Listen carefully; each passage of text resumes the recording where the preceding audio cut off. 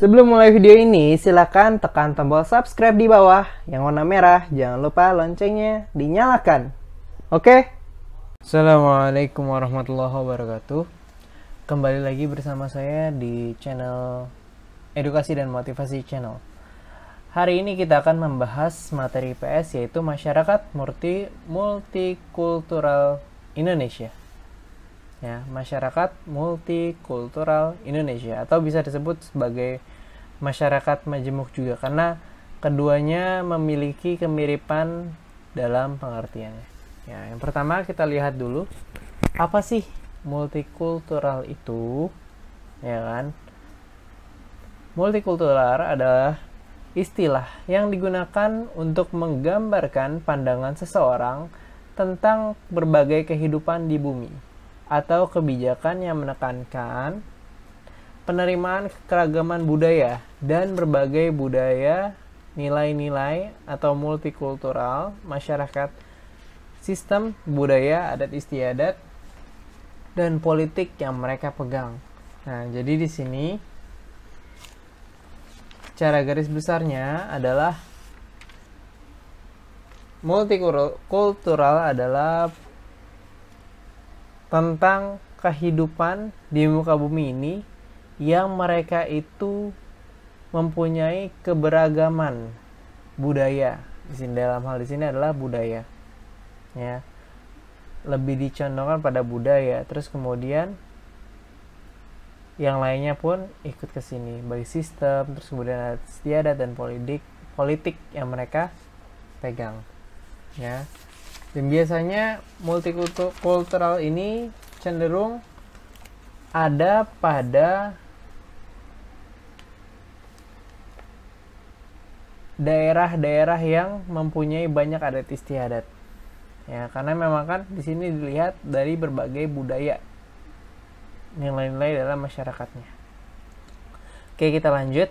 Nah, kalau menurut para ahli, ya, yang pertama kita lihat di sini ada J.S. Furnival. Ya, masyarakat multikultural adalah masyarakat yang terdiri dari dua atau lebih komunitas atau kelompok yang secara kultural dan ekonomi terfragmentasi dan memiliki struktur kelembagaan yang berbeda satu sama lain.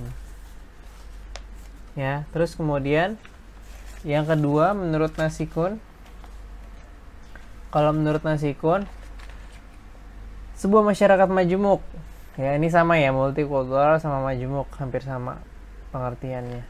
Ya, tapi dalam hal ini mereka disamakan. Adalah masyarakat yang terdiri dari dua atau lebih dari tatanan sosial masyarakat atau kelompok yang secara kultural, ekonomi, dan politik dipisahkan atau diisolasi, dan memiliki struktur kelembagaan dan berbeda satu sama lain. Ya, masih mengenai keberagaman. Kalau yang atas mengenai terdiri dari dua atau lebih, ya, komunitas atau kelompok yang secara kultural, ya, secara kultur itu memiliki kelembagaan yang berbeda, struktur kelembagaan yang berbeda. Kalau menurut Nasikun, suatu tatanan dua atau lebih dari tatanan sosial masyarakat yang berupa kelompok kultural, ya kan, tetap masih yang disoroti adalah kulturalnya, memiliki struktur kelembagaan dan berbeda satu sama lain. Hampir mirip ya.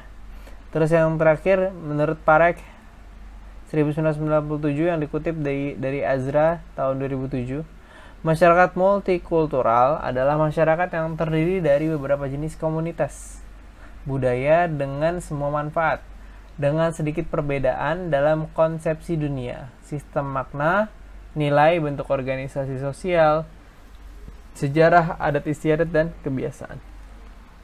Nah, untuk lebih mendalami lagi, kita cari tahu dulu mengenai ciri-ciri masyarakat multikultural. Seperti apa sih ciri-cirinya? Nah, yang pertama, masyarakat multikultural itu terjadi segmentasi, yaitu masyarakat yang terbentuk oleh bermacam-macam suku, ras, dan lain-lain, tapi masih memiliki pemisah. Yang biasanya pemisah itu adalah suatu konsep yang disebut primordial. Contohnya ya, Di Jakarta terdiri dari berbagai suku dan ras, ya kan? Biasanya orang Jawa Barat, ya kan, sering berbaur dengan orang Jawa Barat juga. Ya, lebih cenderung tuh kalau ketemu orang Jawa Barat pasti misalkan di situ ada Jawa Tengah sama Jawa Barat, mereka akan berkumpul dengan sesama daerahnya. Berarti Jawa Barat cenderung lebih interest, lebih suka, lebih sering berbaur sama yang Jawa Barat juga, sedangkan yang Jawa Tengahnya kurang. Nah, di sini akan terjadi segmentasi. Terus kemudian yang kedua, dia memiliki struktur.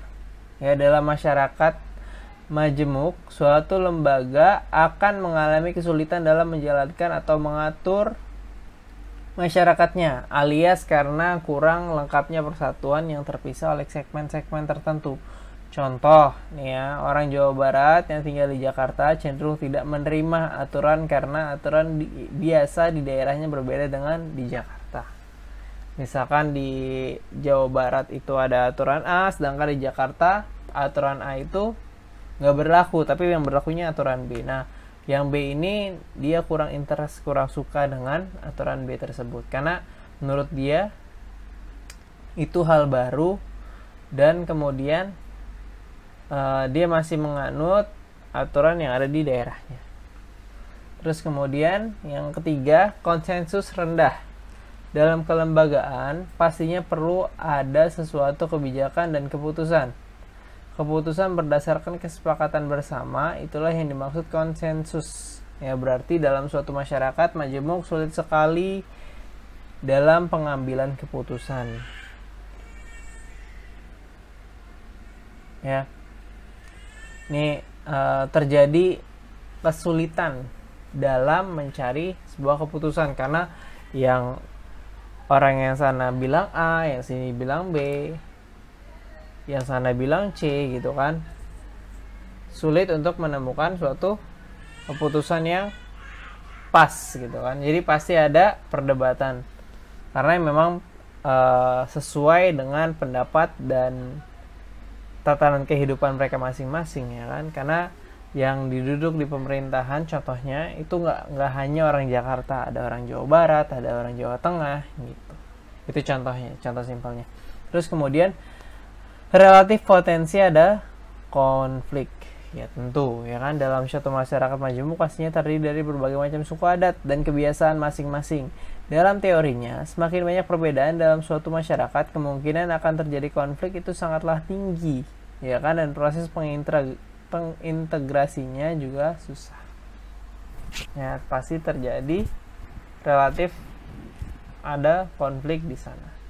Terus kemudian yang selanjutnya, yang kelima, integrasi atau penyatuan atau pembauran, ya, dapat tumbuh dengan paksaan.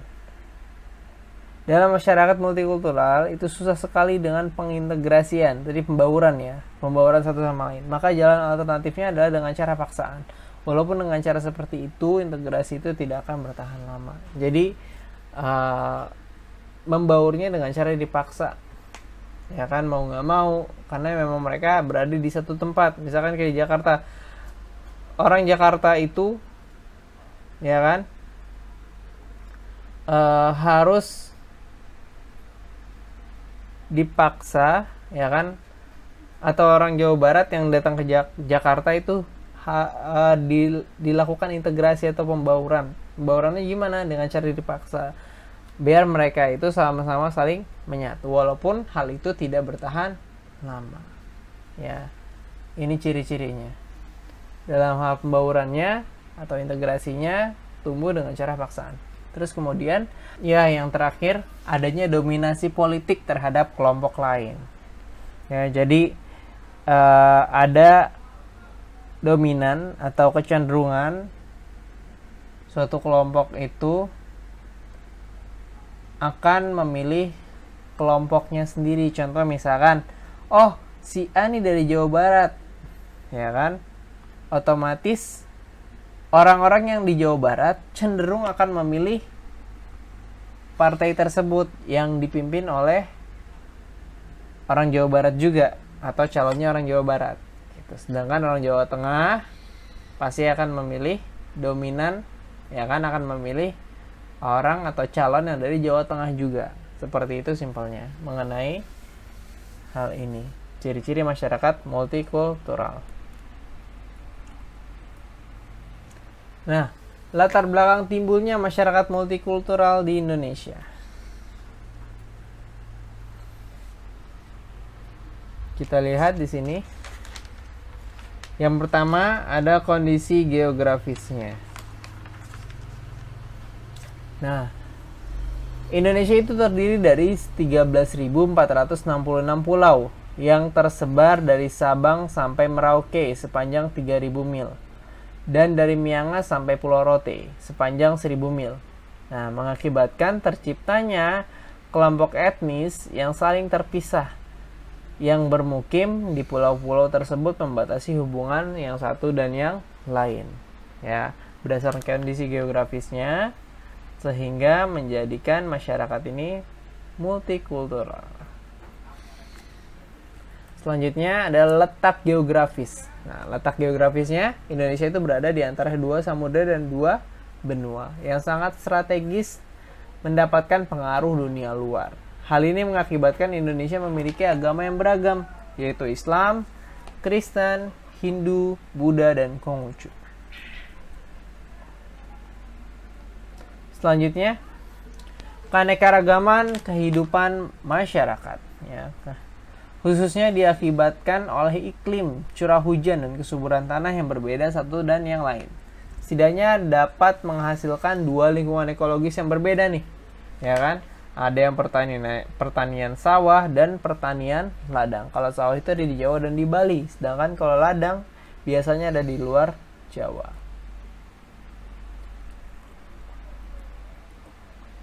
Nah, ini dampak multikultural atau kemajemukan di Indonesia. Ya, pertama, kemajemukan berdasarkan ras. Ya, di Indonesia ada 3 ras yang sangat terkenal atau dikenal oleh masyarakat. Yang pertama, ras Melayu Mongoloid. Ciri-cirinya nih. Nih, coba lihat di sini kalian, ras yang mana sih? Kalau untuk ras Melayu Mongoloid, ciri-cirinya bentuk rambutnya ikal dan lurus. Mukanya agak bulat, kulitnya sawo matang atau kekuning-kuningan. Ya. Ini biasanya nih orang yang ada di Jawa nih. Seperti ini, ya, Melayu Mongoloid. Terus ada ras Papua Melanesoid. Ya, ciri-cirinya bentuk rambutnya keriting kecil-kecil, bibir tebal, kulit hitam. Nah, tuh coba lihat teman-teman kalian. Jika memiliki ciri-ciri tersebut, berarti dia termasuk ras tersebut. Terus kemudian yang terakhir ada ras Wedoid.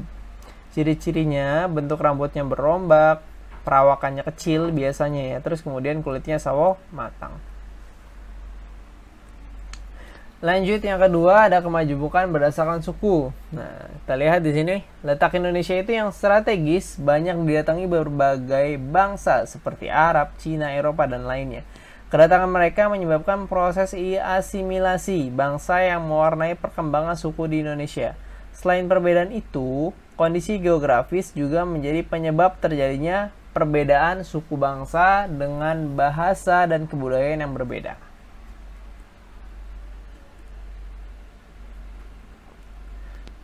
Terus kemudian yang selanjutnya, kemajemukan berdasarkan klan.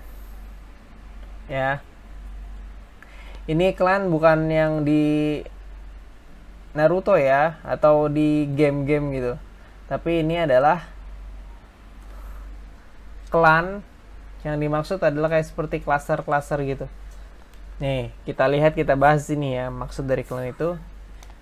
Ya, yang pertama ada garis keturunan matrilineal, yaitu suatu kelompok kekerabatan yang mengambil garis keturunan dari wanita atau ibu, contohnya suku Minangkabau.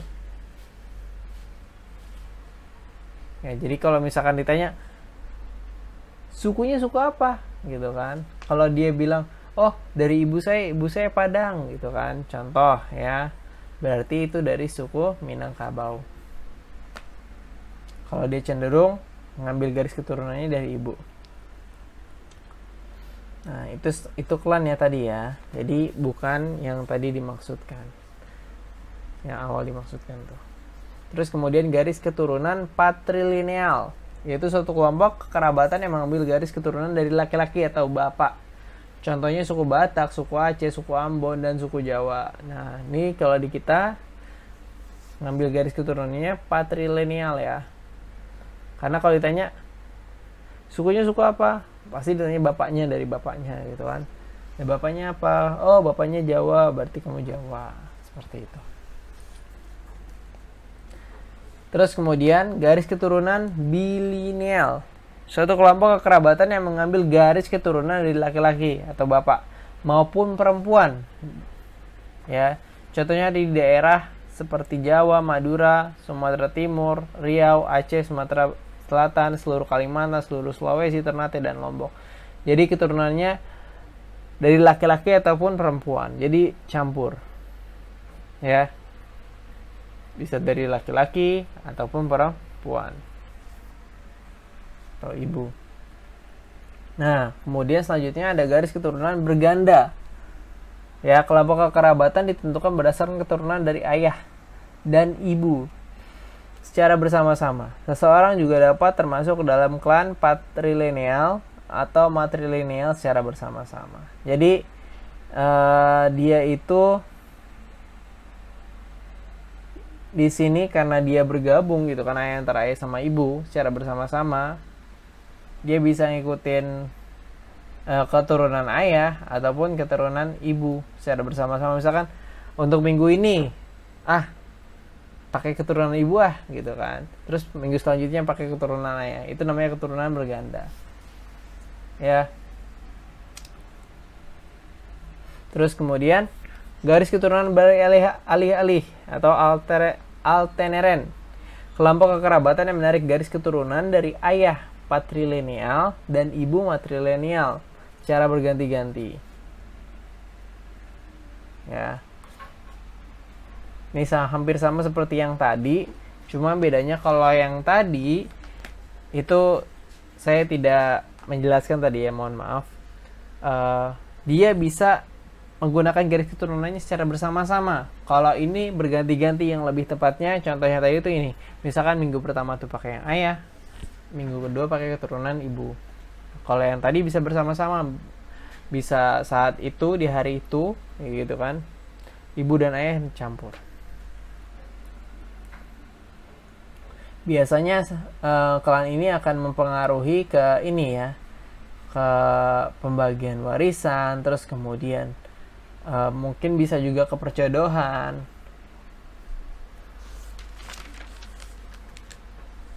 ya kan, karena memiliki aturan yang berbeda-beda.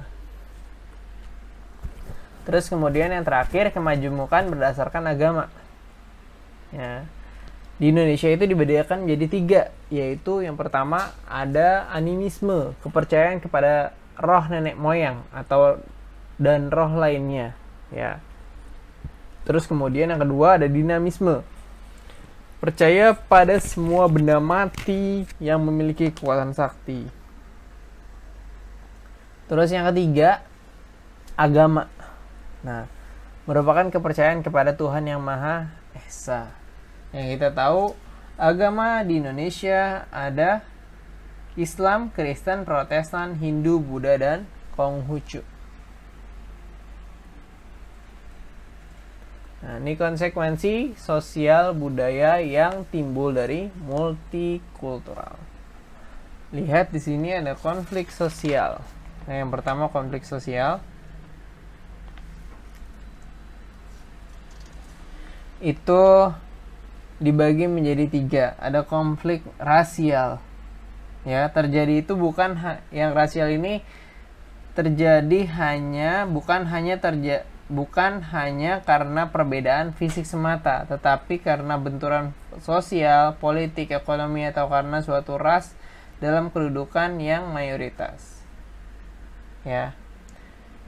Nah, ras yang mayoritas ini akan menunjukkan dominasinya dalam berbagai aspek kepada kelompok minoritas. Ya. Contoh konfliknya itu yang pernah terjadi di Indonesia itu konflik etnis Tionghoa dan Jawa. Ya, Tionghoa dan Jawa di Surakarta. Terus kemudian konflik etnis Sampit dan Madura. Terus ada konflik Aceh. Ya, itu contoh-contoh konflik rasial. Terus kemudian konflik antar suku bangsa. Ya. Nih, contoh perbedaan yang terjadi sehingga menjadikan konflik antar suku. Yaitu yang pertama, perbedaan bahasa daerah. Contohnya Sunda, Jawa, Bali, Batak, Papua, dan lain-lain. Terus kemudian perbedaan adat istiadatnya, perbedaan kesenian daerah, perbedaan seni bangunan rumah. Nah, ini juga kadang terjadi sebuah konflik. Ya, terus kemudian yang terakhir ada konflik antar agama. Nah, ini di tahun yang lalu ini pernah terjadi nih, dan itu sangat viral di Indonesia, ya, mengenai penistaan agama. Terus kemudian ada juga konflik Poso, ya kan, antara Islam dengan Nasrani. Terus konflik Ambon antara Islam dengan Nasrani. Terus juga ada konflik di Lampung Selatan antara Buddha dengan Islam. Ya. Selanjutnya integrasi. Integrasi merupakan proses penyesuaian di antara unsur-unsur yang saling berbeda yang ada dalam kehidupan masyarakat, sehingga menghasilkan pola kehidupan yang serasi fungsinya bagi masyarakat. Nah, itu dibagi 3 nih, ya kan? Yang terakhirnya diakhiri dengan fase-fasenya. Terus kita bahas dulu yang pertama, integrasi instrumental. Apa sih integrasi instrumental itu? Yaitu suatu integrasi yang tampak secara visual dari adanya suatu ikatan-ikatan sosial di antara suatu individu-individu di dalam lingkungan masyarakat. Nah, ciri-cirinya itu adanya suatu norma atau kepentingan tertentu untuk pengikat atau instrumen. Terus kemudian adanya suatu keseragaman aktivitas dalam keseharian, adanya sebuah keseragaman dalam berpakaian, dan yang terakhir adanya suatu tujuan tertentu yang disesuaikan dengan suatu kepentingan kelompok. Ya. Jadi perlu ada instrumen atau hal yang dituju secara bersama-sama. Integrasi tadi apa? Pembauran atau penyesuaian, ya. Jadi karena ada hal itu, mereka berbaur. Terus kemudian integrasi ideologis adalah suatu bentuk integrasi, ya kan, yang tidak terlihat atau tampak dalam secara visual, yang berbentuk dari suatu ikatan spiritual atau ideologis yang kuat dan mendasar, yang melalui proses alamiah tanpa adanya suatu paksaan dan ikatan. Ya, biasanya integrasi ideologis ini karena ada suatu kesepahaman dalam nilai-nilai, persepsi, serta tujuan di antara orang yang terikat menjadi satu kesatuan sosial. Ya, kalau ini bagian ideologisnya. Kalau yang ini karena ada tujuan tertentu, harus ada instrumennya, ya kan? Kalau ini karena ideologis, tak terlihat dia. Nah, ciri-cirinya adalah adanya suatu persamaan nilai-nilai yang mendasar, yang berbentuk oleh kehendak sendiri dan bukan atas dasar adanya suatu ikatan atau paksaan. Jadi tanpa ada paksaan pun mereka dapat terintegrasi. Karena mereka memiliki ideologis, pemahaman yang kuat mengenai suatu hal.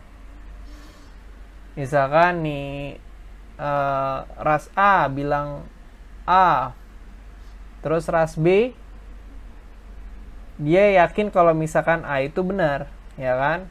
Karena ideologis dia bahwa A itu benar. Jadi yang B pun mendukung A tanpa ada paksaan, ya kan? Itu ideologis, mengenai hal ideologis. Nah, terus kemudian proses integrasi sosial ini memulai beberapa fase. Ada beberapa fase nih di sini nih, ya, untuk integrasi ini. Ada fase akomodasi. Adalah suatu proses pemulihan hubungan baik, ya kan, antara kedua belah pihak atau lebih yang sebelumnya mengalami suatu masalah atau sengketa. Ya, kadang-kadang membutuhkan juga pihak ketiga sebagai penengah. Terus ada fase kerjasama. Suatu usaha bersama antara orang atau perorangan atau suatu kelompok manusia untuk mencapai suatu tujuan bersama. Terus kemudian yang ketiga ada fase koordinasi. Sangat dibutuhkan dalam penyempurnaan fase kerjasama agar terjalin kerjasama yang kuat. Ya, perlu ada koordinatornya atau koordinasi. Terus yang terakhir ada fase asimilasi. Fase asimilasi ini adalah suatu proses kerjasama yang sangat harmonis dengan membentuk suatu kesatuan yang homogen. Ya, itu mengenai integrasi.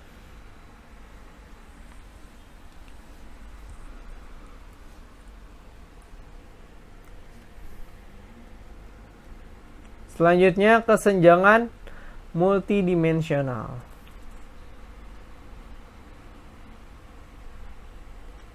Apa sih kesenjangan ini? Nah, kesenjangan multidimensional adalah gejala sosial masyarakat yang muncul akibat adanya perbedaan batas kemampuan, ya kan? Baik itu finansial ataupun yang lainnya di antara masyarakat yang hidup di wilayah tertentu. Nah, kita bahas di sini kesenjangan dalam aspek kemasyarakatan. Ya, ini kemasyarakatan dulu. Nah, kalau ini dalam kemasyarakatan tentunya dia menyentuh pada penyelenggaraan organisasi sosial, sistem politik, dan sistem hukum. Salah satu ciri masyarakat modern yaitu terlibat seluruh partisipasi rakyat dalam proses pembuatan keputusan politik. Namun kondisi seperti itu di Indonesia belum berjalan dengan baik. Ya. Karena ada kesenjangan ini nih. Nah, hal ini mengakibatkan dalam bagian keuntungan politik, sosial, dan ekonomi akan terlalu timpang ke atas. Makanya kita selalu melihat ketika ada pemilihan gitu kan, itu pasti ada yang timpang, ada yang 50%, terus tiba-tiba partai lain ada yang 5%. Gitu. Karena kan faktor-faktor yang tadi tuh. Ya, ada kesenjangan di situ. Terus kemudian yang kedua, kesenjangan sosio-geografis, ya kan? Di sini yang dibahas adalah tentang kepadatan penduduknya, kemajuan pendidikan dan tingkat kemakmuran, serta keterlibatan dalam komunikasi serta telekomunikasi nasional maupun internasional. Nah, kesenjangan ini secara ekonomis terjadi karena wilayah tersebut dekat dengan wilayah lain. Contoh, Sumatera bagian timur lebih dekat dengan Malaysia Barat dan Minahasa lebih dekat dengan Filipina. Ya. Ini mengenai sosiogeografisnya. Kesenjangan di bagian sosiogeografis. Sekarang kesenjangan dalam aspek material dulu. Ya, material berarti berhubungan dengan ekonomi dong, ya kan? Nah, kesenjangan ini terlihat nyata antara kemajuan ekonomi di Pulau Jawa. Kita lihat ekonomi di Pulau Jawa dan Bali dengan pulau-pulau lain. Ya kan? Nah, di Pulau Jawa ini berkembang industri yang berpusat di kota-kota besar. Contohnya di Jakarta. Itulah melahirkan kesenjangan antar kota dan desa dan antara pusat dengan daerah. Ya, itu sangat berbeda sekali. Contoh simpelnya seperti daerah yang terpelosok gitu kan dengan kota-kota besar. Ya, misalkan di kota-kota besar sudah menggunakan IT dengan baik, Sedangkan di desa gitu kan, mereka masih menggunakan kapur tulis dalam hal pendidikan di sini. Ya kan, karena terjadi kesenjangan, perbedaan yang sangat lumayan jauh gitu kan antara kota besar dengan desa. Itu bagian materialnya. Sedangkan manusianya, ya kalau manusianya di sini adalah masuk ke dalam peranannya yang dalam menciptakan dan memelihara kebudayaan. Faktor utama yang jadi masalah ini adalah adanya kesenjangan antara golongan minoritas dan golongan mayoritas. Bentuk-bentuk kesenjangan yang di sini yang manusia, dalam aspek manusia, kesenjangan antara pribumi dan non-pribumi berhubungan dengan penguasaan faktor-faktor ekonominya. Terus kemudian kesenjangan antara penganut agama yang mayoritas dengan penganut agama yang minoritas, yang banyak menimbulkan konflik bernuansa agama. Terus kemudian kesenjangan antara si kaya dan si miskin yang berhubungan dengan masalah kecemburuan sosial.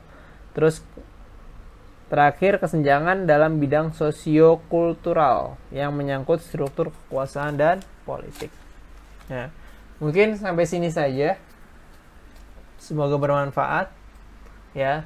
Semoga dapat dipahami dengan baik bahwa Indonesia ini memiliki banyak sekali kebudayaan ya, sehingga disebut atau bisa disebut dengan multikultural. Ya, itu Indonesia. Jadi kita wajib untuk mendalami dengan baik, memahaminya dengan baik, menjaga kebudayaan kita. Terus kemudian kita juga dapat berbaur ya kan. Jadi nggak cuman daerah kita saja, karena manusia itu merupakan makhluk sosial. Ya, kalau misalkan dia tidak berbaur dengan yang lain, ya khawatirnya terjadi kesenjangan-kesenjangan yang tadi sudah disebutkan akibat dari multikultural yang ada di Indonesia. Demikian, saya undur diri. Assalamualaikum warahmatullahi wabarakatuh.